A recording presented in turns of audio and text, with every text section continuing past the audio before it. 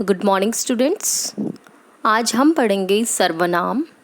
बच्चों, ये टॉपिक हम पिछली कक्षा में पढ़ चुके हैं। एक बार हम पिछली कक्षा में पढ़ी हुई बातों को दोहरा लेते हैं, उसके बाद आज की कक्षा शुरू करते हैं। तो अब तक हमने जाना है कि संज्ञा के स्थान पर प्रयोग किए जाने वाले शब्दों को हम सर्वनाम कहते हैं, जैसे मैं, तुम, वह, कौन आदि। ठीक है। सर्वनाम के भेद। सर्वनाम के 6 भेद हैं। पुरुषवाचक सर्वनाम, निश्चयवाचक सर्वनाम, अनिश्चयवाचक सर्वनाम, संबंधवाचक सर्वनाम, प्रश्नवाचक सर्वनाम, निजवाचक सर्वनाम। अभी तक हमने पिछली कक्षा में पुरुषवाचक सर्वनाम के केवल एक भेद को जाना था। अब आपका है ये पुरुषवाचक सर्वनाम, उत्तम पुरुषवाचक, मध्यम पुरुषवाचक, अन्य पुरुषवाचक। यानी पुरुषवाचक के आपके 3 भेद हैं जो कि नीचे लिखे हुए हैं। हमने पिछली कक्षा में उत्तम पुरुषवाचक को जाना था। उत्तम पुरुषवाचक वो होता है जिसमें जो व्यक्ति बात को कह रहा होता है, यानी जो अपनी बात को बोल रहा होता है, वो जिन शब्दों का प्रयोग करता है अपने लिए, उन्हें हम उत्तम पुरुषवाचक सर्वनाम कहते हैं। यानी कि जो वक्ता है, जो बात को बोल रहा है, उसे कहते हैं हम उत्तम पुरुषवाचक सर्वनाम। आज हम पढ़ेंगे मध्यम पुरुष। तो चलिए शुरू करते हैं। मध्यम पुरुष बोलने वाला, सुनने वाले के लिए जिन सर्वनाम शब्दों का प्रयोग करता है, उसे हम मध्यम पुरुष कहते हैं।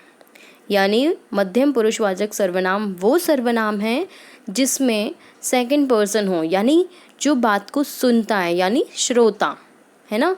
जो वक्ता है, जो बात को बोल रहा है, वो तो आपका उत्तम पुरुष है। मध्यम पुरुष वो जो बात को सुन रहा है, यानी श्रोता। अब उदाहरण देखिए आप इधर बैठिए। तो यहाँ इस वाक्य में आपका आप शब्द जो है, ये सेकंड पर्सन के लिए प्रयोग में लिया गया है।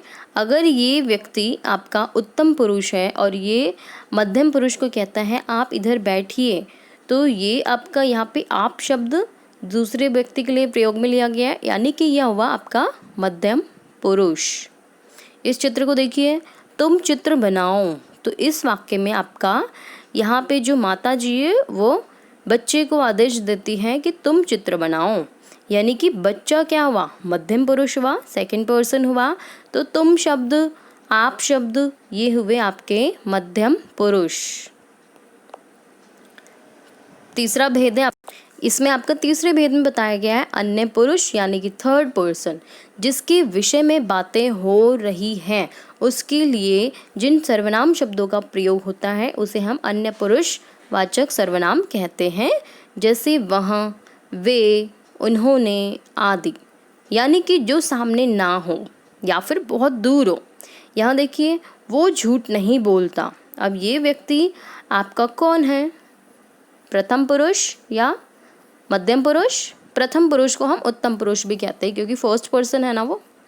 तो ये जो आपका उत्तम पुरुष है, वो उस दूर खड़े व्यक्ति को कहता है कि वो झूठ नहीं बोलता, यानी कि वो बहुत दूर खड़ा है ना, सामने तो नहीं है बिल्कुल। तो वो हुआ आपका अन्य पुरुषवाचक सर्वनाम।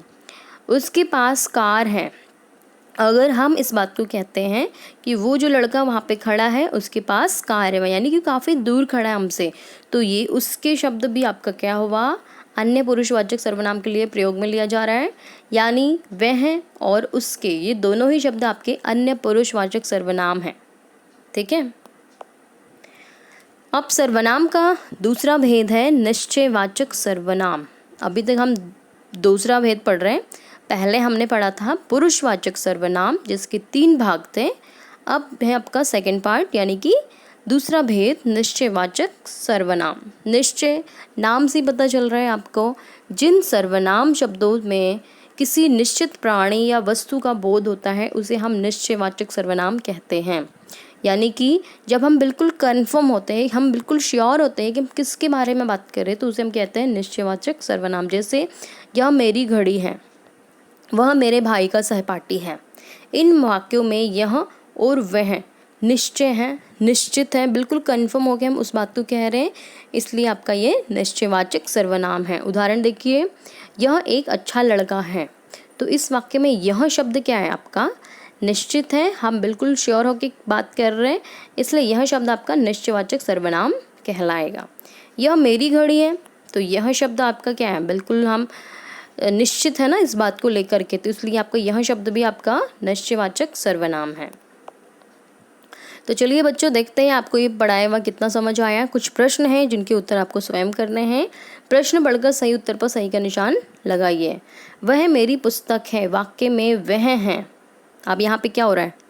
हम बिल्कुल श्योर हैं, कंफर्म हैं यहाँ पे हम कि वह मेरी पुस्तक है, उस पुस्तक के बारे में बात कर रही हूँ जो मेरी पुस्तक है। तो यहाँ पे हम बिल्कुल श्योर हैं, तो क्या होगा आपका? निश्चयवाचक सर्वनाम। ठीक है। दूसरा प्रश्न है, बोलने वाला सुनने वाले के लिए जिन सर्वनाम शब्दों का प्रयोग करता है उसे हम क्या कहते हैं? उत्तम पुरुष? नहीं, उत्तम पुरुष तो वक्ता हुआ ना, यानी जो बोल रहा है। मध्यम पुरुष? यस, ये सही है, क्योंकि बोलने वाला सुनने वाले के लिए जिन सर्वनाम शब्दों का प्रयोग करता है, यानी आप इधर बैठिए, है ना, तो ये आपका होगा सही उत्तर मध्यम पुरुष।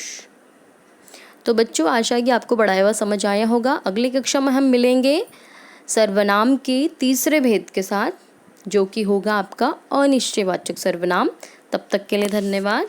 और आपका आज का गृह कार्य यही है कि आपको इन प्रश्नों को अपनी कॉपी में लिखना है, दोनों प्रश्न, और याद भी करना है।